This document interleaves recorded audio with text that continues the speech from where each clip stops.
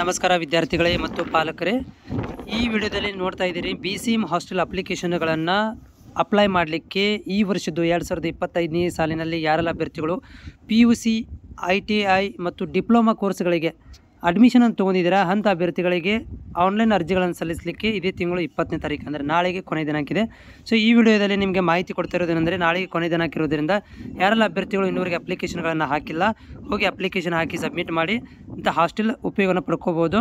Hostel ಅರ್ಜಿಗಳನ್ನು ಸಲ್ಲಿಸಬೇಕಂದ್ರೆ ನಾನು ಲಿಂಕನ್ನು ಕೂಡ ಕೊಟ್ಟಿರ್ತೇನೆ, ನೀವು ಹೋಗಿ ಅರ್ಜಿಗಳನ್ನು ಸಲ್ಲಿಸಬಹುದು. ಇಲ್ಲಿ ನೋಡಿ, ಪೋಸ್ಟ್ ಮ್ಯಾಟ್ರಿಕ್ಸ್ ಹಾಸ್ಟೆಲ್ ಅಪ್ಲಿಕೇಶನ್ ಅಂತ ಬರುತ್ತೆ ನಿಮಗೆ ಹಾಕಲಿಕ್ಕೆ. ಇಲ್ಲಿ ಕ್ಲಿಕ್ ಮಾಡಿದರೆ ನಿಮಗೆ ಇಲ್ಲಿ ಆಧಾರ್ ಕಾರ್ಡ್ ನಂಬರ್ ಕೇಳುತ್ತೆ. ಸೊ ಒಂದು ಆಧಾರ್ ಕಾರ್ಡ್ ಅಂದರೆ ನಿಮ್ಮ ಸ್ಕಾಲರ್ಶಿಪ್ ಅಕೌಂಟ್ ನಂಬರನ್ನು ಕೇಳ್ತಾರೆ, SSPದು.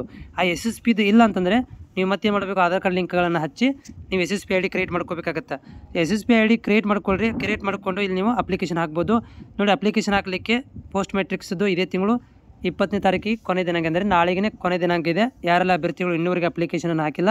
ಆಮೇಲೆ PUC, ಸೊ ಇದು PUC ಮತ್ತು PUC ಸಮಾನಾಂತರ ಮತ್ತು ITI ಡಿಪ್ಲೊಮಾ ಕೋರ್ಸ್ಗಳಿಗೆ ಮಾತ್ರ, ಇದು ಪ್ರೊಫೆಷನಲ್ ಕೋರ್ಸ್ ಆಗಿರೋದಿಲ್ಲ.